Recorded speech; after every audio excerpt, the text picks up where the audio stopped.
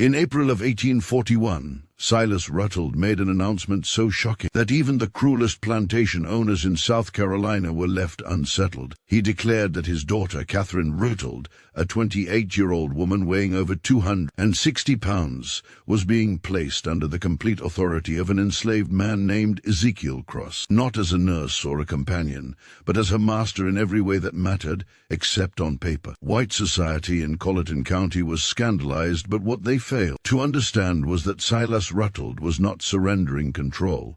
He was gambling with something far more dangerous. What Ezekiel Cross would do to Catherine in the months that followed would leave 30 men dead and reduce Cypress Grove Plantation to ashes before uncovering the disturbing truth behind what really happened. Subscribe to Black Rite Stories, turn on notifications, and comment the name of the country you are watching from below. Now let us return to where it all began. Spring arrived in Colleton County with oppressive heat and suffocating humidity that made the air feel heavy and unmoving. The Combe River moved slowly through the low country, its dark waters reflecting Spanish moss hanging from live oak trees like funeral shrouds. Rice fields stretched endlessly across the landscape, flooded paddies were by enslaved people standing knee-deep in water from dawn until dusk. This was wealth built entirely on suffering, prosperity carved directly out of human misery.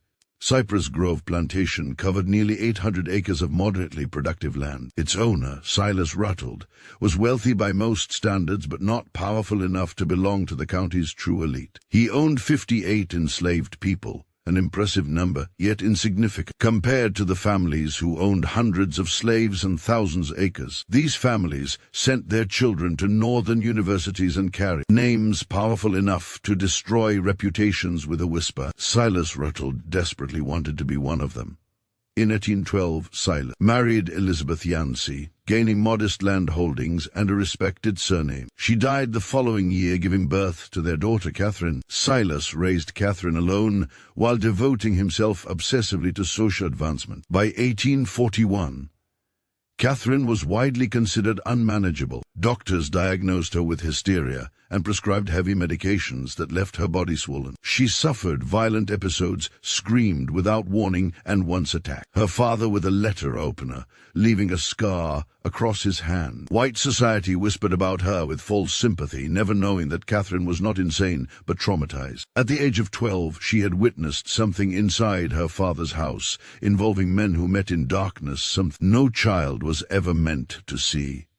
On April 7th, a letter arrived by private courier. It was written on expensive paper and sealed with red wax, bearing a symbol Silas recognized. Instantly, a scythe crossed with wheat stalks, the mark of the Brethren of the Harvest. The Brethren were 13 wealthy and untouchable men who believed the land demanded blood and that power required sacrifice. Over 19 years, Silas had attended dozens of their rituals, some disturbing and others unspeakable. The letter informed him that he was $12,000 in debt, a sum that would destroy him. However, the Brethren offered an alternative, a demonstration of loyalty. Silas was instructed to publicly place his daughter under the complete authority of one enslaved man for a full year, granting absolute control over her care, her movements, and her body. The humiliation would be total. Silas did not hesitate as long as he should have. He chose power over his child. 3 days later, another letter arrived. It named Ezekiel Cross, age 33, recently purchased from Virginia, skilled in carpentry and herbal medicine, and described as quiet and obedient. What the letter did not mention was that Ezekiel had been chosen for a reason. When he arrived at Cypress Grove on April 13th, Silas immediately noticed that Ezekiel did not lower his eyes. He was tall, broad-shouldered, calm, and deeply unsettling in his composure. That night, alone in his cabin, Ezekiel unfolded a small piece of paper hidden inside his shirt. Written in a child's handwriting were 3 names: Sarah, Benjamin, and Ruth. His wife, his son, and his daughter, sold away 3 years earlier, all dead within 18 months. The man who had sold them was Silas Rutled. Ezekiel had spent 2 years moving from plantation to plantation, gathering information, learning names, and listening to whispers about rituals and powerful men who believed themselves above consequence. Now, at last, He was inside the house of the man who had destroyed his family. What happened next would terrify everyone who witnessed it. Subscribe to Black Rite Story. Comment the country you are watching from and stay with me, because this story only grows darker from here. Sometimes justice does not come from courts or laws, but from patience, careful planning, and the willingness to become exactly as monstrous as necessary. Ezekiel folded the paper with the 3 names and tucked it safely away. He lay back on the narrow bed, staring at the ceiling, and began planning. What would come next? His first day began on April 14th. A house slave named Judith, a middle-aged woman with graying hair and tired eyes, escorted him to Catherine's room on the 2nd floor. She knocked reluctantly. "Miss Catherine," she called softly, "your father has brought someone to help with your treatments." A crash sounded from inside the room, followed by Catherine's voice, slurred but filled with venom. "I do not want more treatments. Send him away." Judith glanced at Ezekiel with sympathy and whispered that Catherine had bad days, and this was one of them. Ezekiel opened the door and stepped inside, closing it behind him before Judith could follow. The room was large but dark, its heavy curtains drawn tight. The air was stale, thick, with the smell of unwashed bedding and the sweet, rotting scent of mercury-based medicine. Books lay scattered across the floor. A shattered picture frame leaned against the wall, and clothing was strewn everywhere. Catherine sat near the cold fireplace, wrapped in a stained dressing gown. Her dark hair hung loose and tangled, her face swollen, her eyes unfocused. Her hands trembled constantly on the arms of the chair. She looked at Ezekiel with confusion, then fear, then anger. She demanded to know who he was and insisted she wanted no more doctors. Ezekiel calmly told her he was not a doctor and that her father had asked him to help. She laughed harshly and said that was what they all claimed.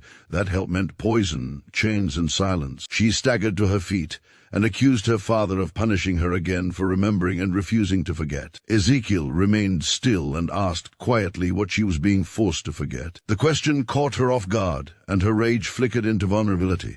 She said he could not possibly understand. Ezekiel replied that he knew nothing except that her father claimed she was unwell. Catherine studied him closely, noticing he was not from the area. When she asked if he knew what happened in the cellar, Ezekiel kept his expression neutral and said he did not. She accused him of lying, not with anger but exhaustion, and told him to leave her alone. Instead, Ezekiel crossed the room and pulled open the curtains. Sunlight flooded in, causing Catherine to cry out and shield her eyes. He asked when she had last gone outside or eaten without laudanum. She insisted the medicine was necessary because the doctors said so. Ezekiel asked what if the doctors were wrong, and her hands slowly dropped from her face. He told her that everything she had been told about her condition might be designed not to heal her, but to keep her controllable, and that her father may have been poisoning her for years to silence what she remembered. Absolute silence followed. Catherine stared at him, her trembling hands suddenly still. When she spoke again, her voice was clearer than before. She accused him of testing her, but Ezekiel insisted he could truly help her recover, though it would be painful, and her father would not approve. When she asked why he would risk that, Ezekiel told her the truth. Silas Rutled had sold his wife and children, sending them to their deaths.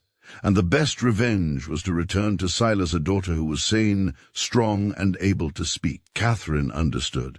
She revealed she knew about the brethren and demanded to know what would happen if she agreed. Ezekiel said they would both recover their strength and decide what came next together. Catherine then revealed her own capacity for violence, confessing that she had killed before house slaves who might have exposed her moments of clarity. She warned Ezekiel not to betray her.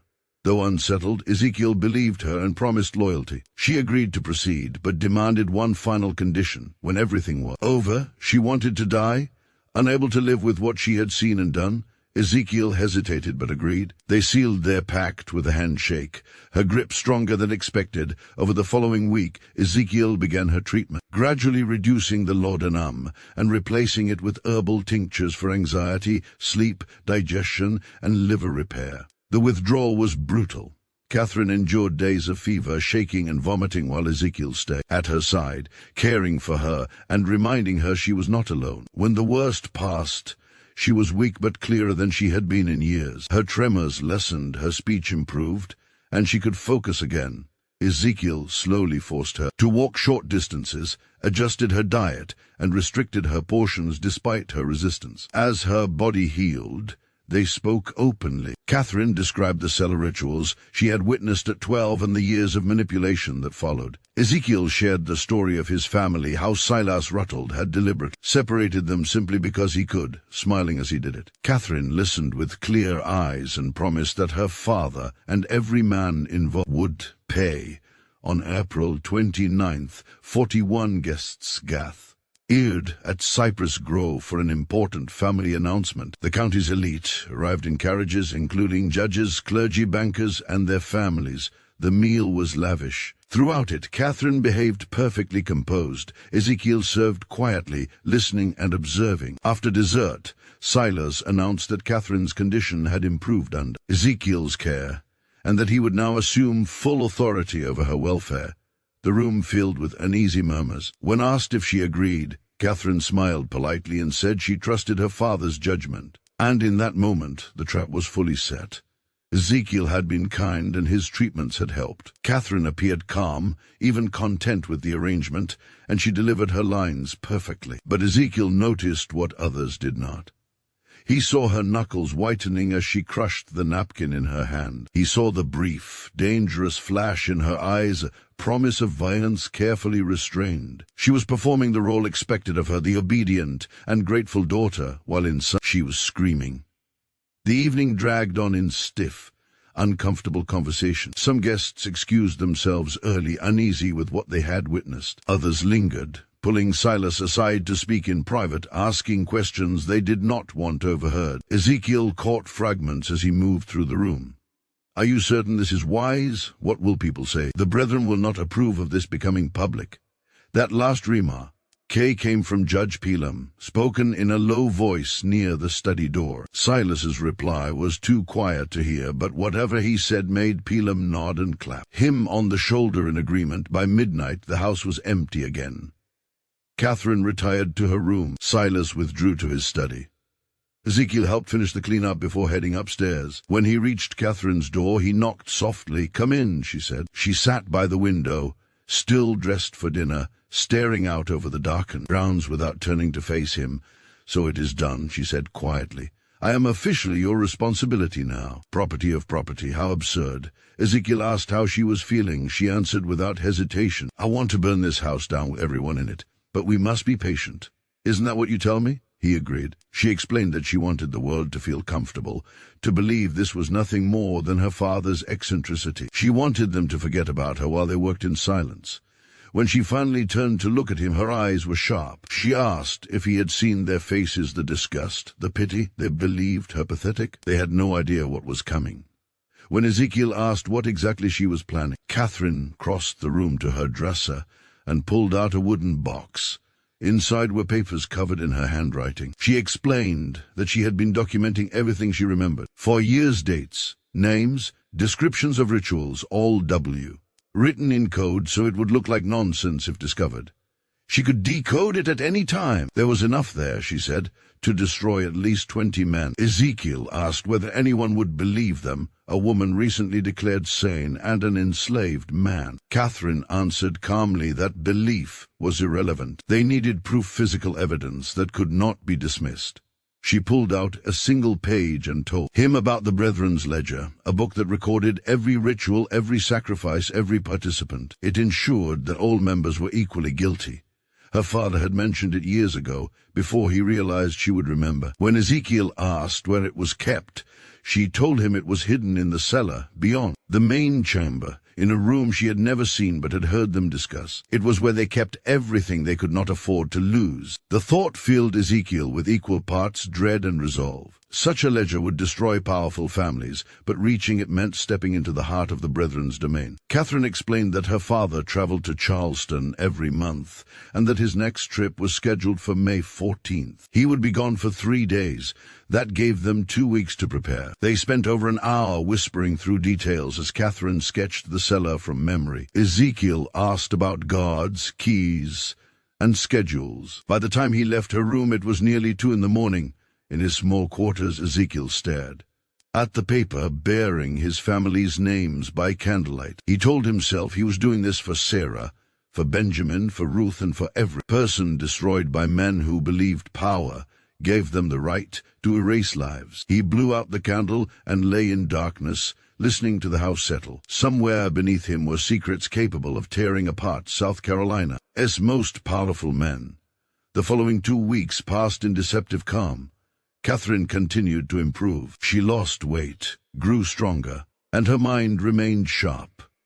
Each day she translated portions of her coded journals for Ezekiel, revealing details about the brethren that made his blood run cold. The society extended far beyond Colleton County, connected to similar groups in Charleston, Savannah, New Orleans, and Richmond. Different names, the same structure, wealthy men who believed that authority came from ancient traditions of dominance and sacrifice. Catherine explained the practices were a grotesque mixture of European mystery cult and stolen elements from enslaved people's beliefs, twisted into justification for the unjustifiable.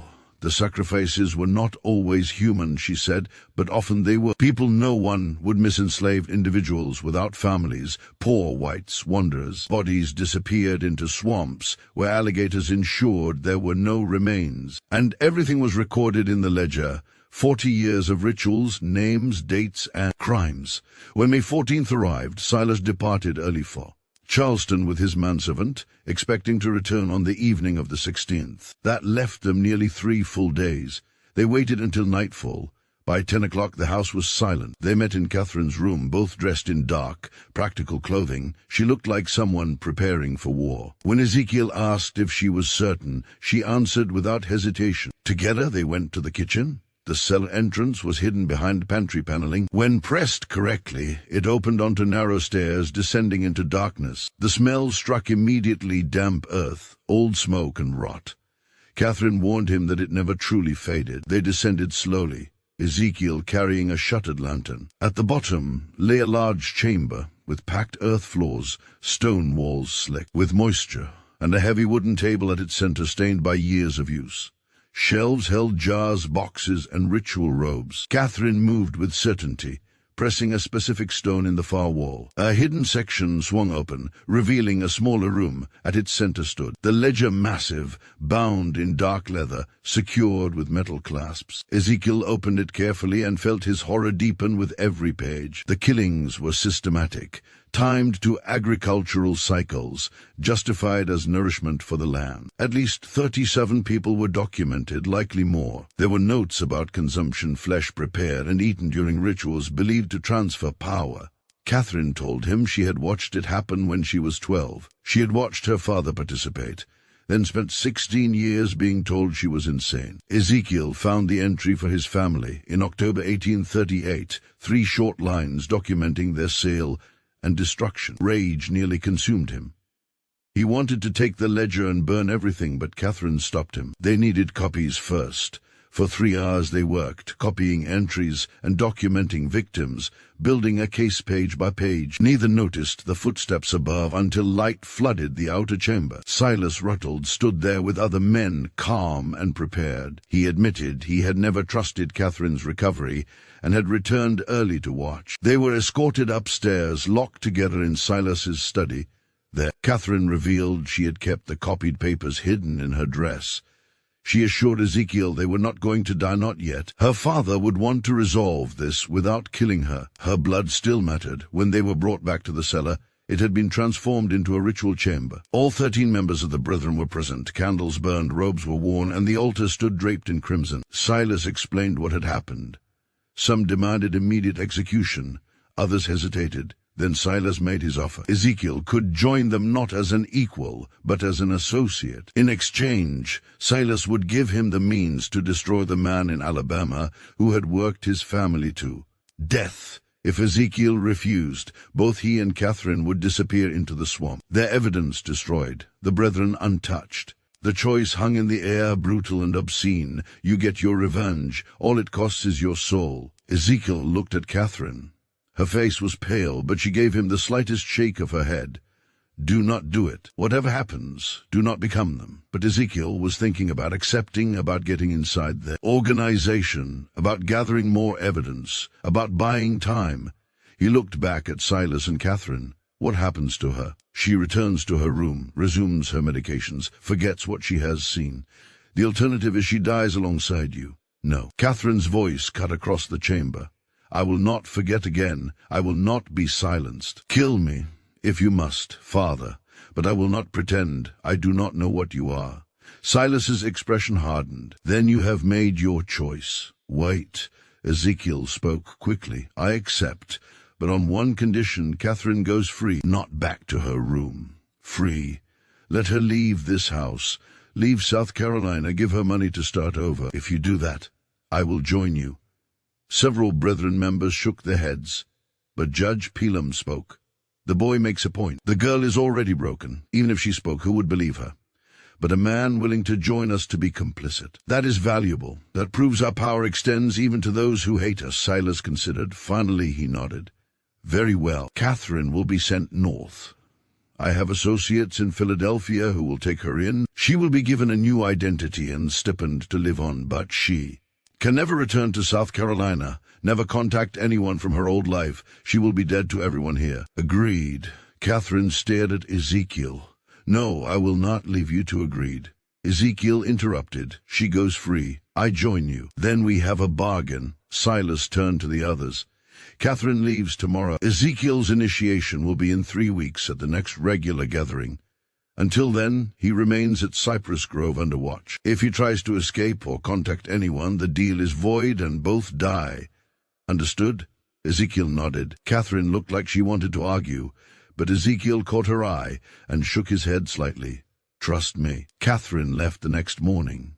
A closed carriage took her away at dawn. Ezekiel watched from his cabin window as it rolled down the long drive and disappeared into the trees. She had not been allowed to say goodbye.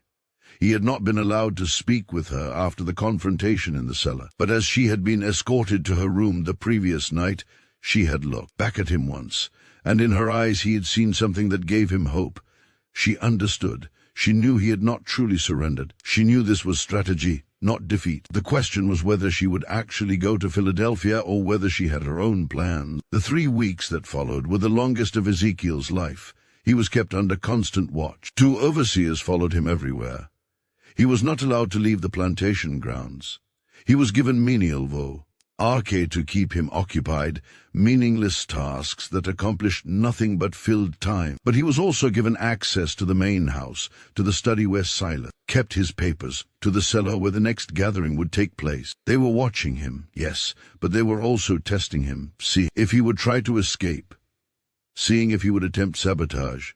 Ezekiel did neither. He played the role of defeated man who had made a pragmatic choice for survival. He was quiet, obedient, asked no questions, caused no problem, but he was observing everything, learning the routines of the house, noting which slave could be trusted, which overseers were cruel, which Brethren members visited regularly. He was building a mental map of how everything worked, looking for weaknesses. And at night, alone in his cabin, he thought about what was coming.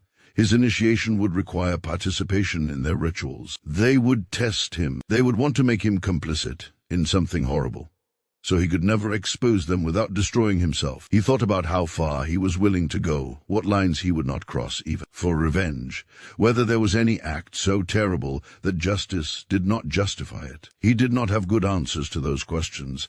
On June 2nd, the night before his initiation, Silas came to his cabin. It was late after midnight. Ezekiel woke to knocking and opened the door to find his owner standing there alone. "May I come in?" Ezekiel stepped aside. Silas entered and looked around the sparse room. Finally he spoke. "Tomorrow you will become one of us. Not fully, never fully, but enough. I want you to understand what that means. I understand what I agreed to. Do you? Do you truly?" Silas sat on the single chair uninvited. The Brethren has existed for 43 years. In that time, we have never lost a member to exposure, never had someone break our code of silence. Do you know why? Because everyone is equally guilty. Partly, but also because we take care of each other. A man joins the Brethren and suddenly doors open. Business opportunities appear. Legal problems disappear. Enemies find themselves in difficulty. We are not just a society, Ezekiel. We are a network of power that extends across the entire South. Once you are part of that network, Even as an associate, you will have access to resources you cannot imagine, and in exchange, I help you murder people. Silas did not flinch. In exchange, you help us maintain the natural order, the strong over the weak, the powerful over the powerless. That is how the world has always worked. We simply acknowledge it and use it to our advantage. You killed my family to demonstrate your commitment to that order. I did, and I would do it again because sentiment is weakness, love is weakness. The moment you allow yourself to care more about individuals than about power, you have already lost. Silas leaned forward. But here is what I want you to understand. Your family is dead. Nothing you do, will change that. But you can ensure their deaths meant something. You can use the power the Brethren offers to prevent other families from suffering the same fate. You can work from inside our organization to make changes, to push for less brutal treatment of slaves, to advocate for better conditions. You will have a voice at our table that is worth something. It was almost convincing, almost. The idea that Ezekiel could become some kind of reformer from within, use his position to help others. But he knew it was a trap. A rationalization. The moment he participated in their rituals, he would be compromised. The moment he accepted their power, he would be corrupted by it. Why are you telling me this? Ezekiel asked. Because I want you to succeed. Because having you as an ally is more valuable than having you as an enemy. Because I killed your family, but I do not want to kill you. Silas stood. Tomorrow night, you will be asked to do something difficult. Something that will test whether you truly commit to this path. I am telling you now, whatever you are asked to do, do it. Do not hesitate. Do not show weakness, because if you fail the test, both you and Catherine die. Yes, I know she is not really in Philadelphia. I know she is hiding somewhere planning her own revenge. But I have people watching for her. The moment she surfaces, if you have not proven yourself, she will be found and killed. Do you understand? Ice flooded through Ezekiel. Catherine was alive, but she was in danger, and his actions tomorrow would determine whether she lived or died.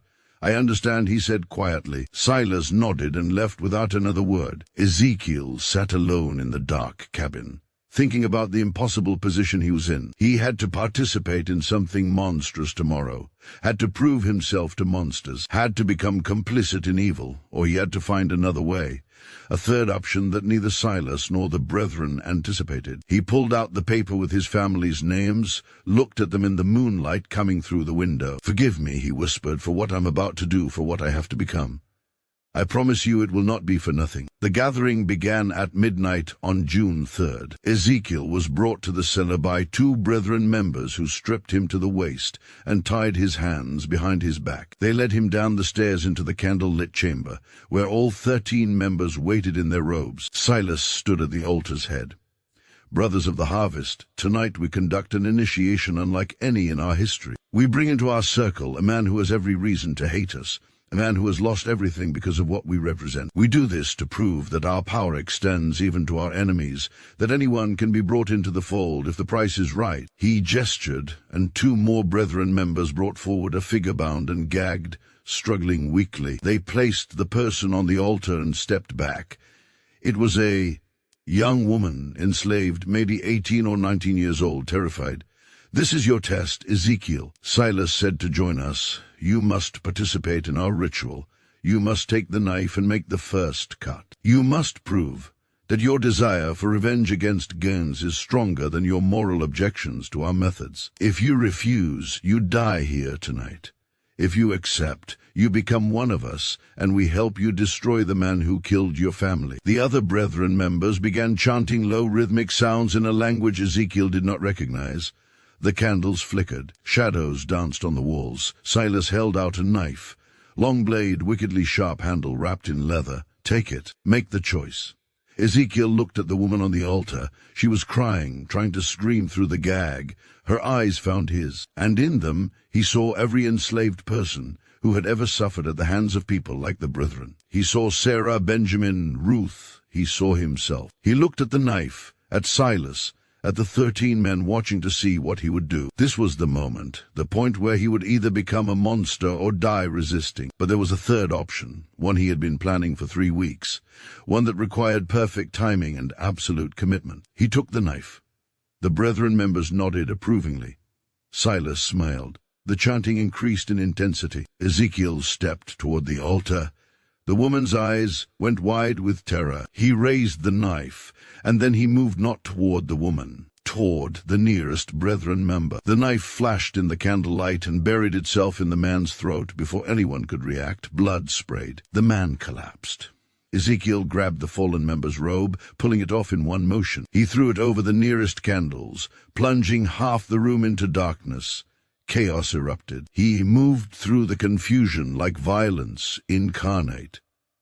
Years of rage focused into action. He grabbed another man, using him as a shield as someone swung at him, threw the body into two more members, tangling them, kicked out at a knee, heard bone crack, grabbed a candle holder, and smashed it into a face. The brethren were powerful men, but they were not fighters. They were soft, privileged, used to others doing violence for them. Ezekiel was none of those things. He fought toward the altar where the woman lay, grabbed her, cut her bonds with the knife he had somehow kept hold of. "Run!" He shouted up the stairs. "Run!" She scrambled off the altar and fled. Ezekiel turned back to face the remaining brethren members, 7 of them still standing, blocking the stairs. "You have made a terrible mistake," Silas said, his voice steady despite the carnage. "You have killed yourself and Catherine both." "Maybe," Ezekiel said, "but I will take as many of you with me as I can." What he did not know was that above them in the main house, Catherine had returned. She had never gone to Philadelphia. She had been hiding in the slave quarters, waiting, planning gathering allies among the enslaved people of Cypress Grove. And when she heard the commotion from the cellar, when she saw the young woman burst from the kitchen screaming, she knew it was time. The reckoning. Catherine had spent 3 weeks recruiting. She had moved from plantation to plantation under cover of darkness, speaking to enslaved people she had known her whole life, people who had watched her grow up, who had suffered under her father's ownership. She told them about the brethren, about the cellar, about the ritual, and she told them that tonight was the night they could end it. 23 people came, men and women who had nothing left to lose, who had lost children to the brethren's rituals, who had watched friends disappear into the swamps, who had endured decades of brutality from men who believed themselves untouchable. They came armed with tools from the fields, axes, scythes, hammers. They came with rage that had been building for generations. When the young woman burst from the cellar, Catherine led them down. The brethren members, still trying to subdue Ezekiel, did not hear them coming until it was too late. The enslaved people flooded into the cellar like a tide. There was no mercy in what followed, no hesitation. These were people who had been told their entire lives they were property, that their suffering did not matter, that their lives had no value. Now they were proving how wrong those beliefs were. The brethren tried to fight. Judge Pillam pulled a pistol, but was struck down before he could fire. Reverend Crenshaw begged for mercy and received none. Marcus Fanning tried to flee up the stairs and was dragged back down. Silas Rutled, seeing everything collapse around him, tried one last desperate play. He grabbed Catherine, pulling her to him with a knife at her throat. "Stop. Stop or I kill her." The room went still. Catherine looked at her father with no fear in her eyes. "Do it. Kill me. It changes nothing. You have already lost. I can still escape. You can still nothing." Catherine's voice was cold. "You spent 16 years trying to break me, trying to make me forget, trying to convince me I was mad. But you failed. I remembered everything. And I am going to watch you die." She drove her elbow back into his ribs with sudden vicious force. His grip loosened. She spun away. And before Silas could recover, Ezekiel was there. They faced each other. The enslaved man and the plantation owner. All the power Silas had held, all the privilege and cruelty, all the years of believing himself untouchable. None of it mattered now. "You took everything from me," Ezekiel said quietly. "My wife, my children, my life. You did it for no reason, except that you could to prove something to men who valued cruelty over humanity." "Please," Silas said. Just that one word, pathetic and desperate. "Did my wife say please? Did my son? Did any of the people you killed in this cellar?" Ezekiel shook his head. "No mercy. Not for you, not ever. What happened near XT was brutal and final. The enslaved people made sure none of the brethren survived. 13 men who had believed themselves above consequence learned in their final moments that power was an illusion, that cruelty always came home eventually. When it was over, Catherine stood in the center of the cellar, surrounded by bodies. She was shaking, not from fear, but from release. 16 years of rage finally given outlet. Ezekiel came to her. "Are you hurt?" "No. Are you?" Minor cuts. Nothing serious. He looked around at the carnage. What do we do now? Now, Catherine's smile was grim. Now we burn it all. The cellar, the ledger, the evidence.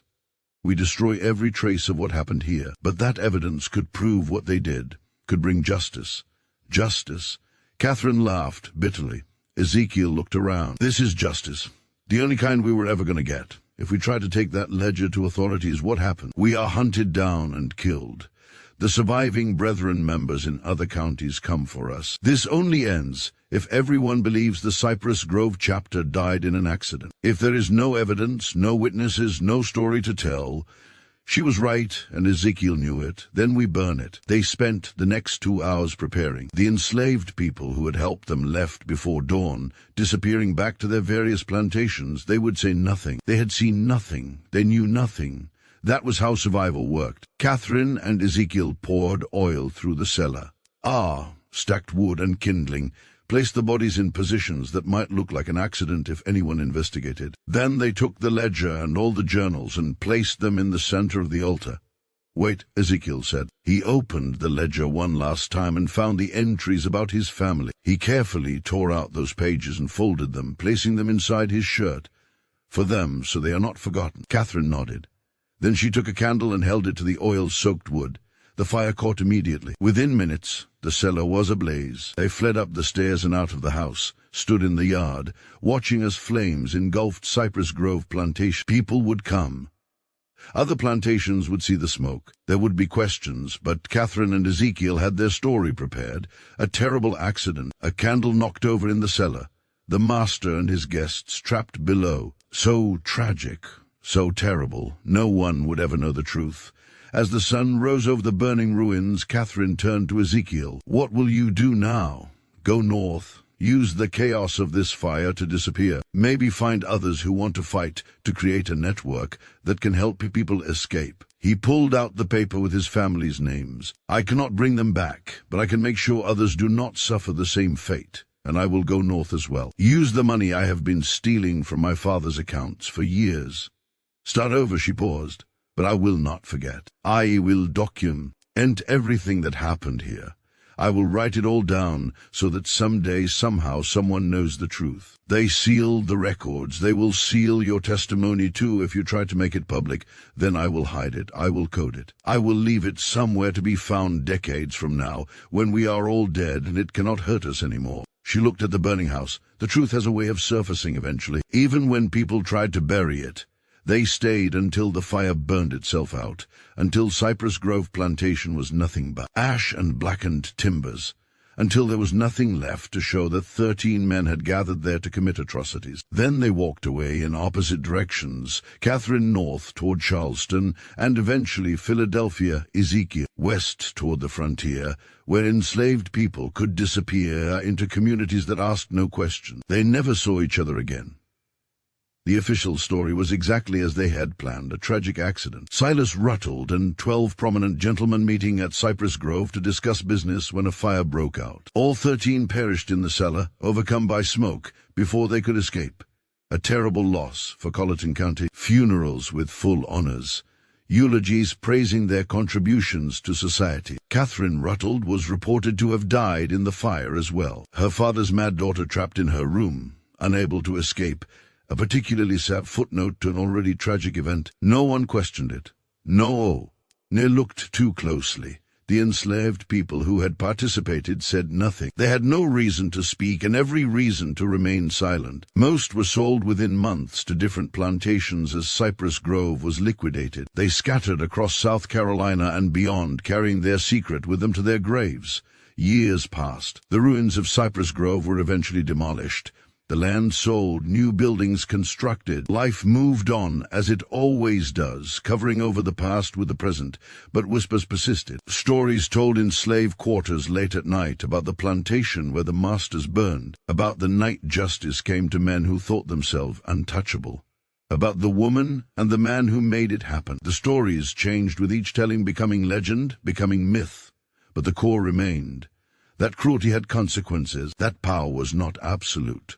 that sometimes the powerless found their power. In 1863, during the Civil War, Union troops occupied the area where Cypress Grove had stood. They found evidence of old tunnels beneath the property, found bones in the nearby swamp, found marking on trees that suggested ritual sites. But the war moved on, and no one had time to investigate further. In 1971, during demolition work, a journal was found sealed in a wall. It detailed everything: names, dates, rituals, victims.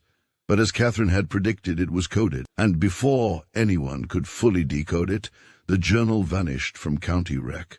Odds.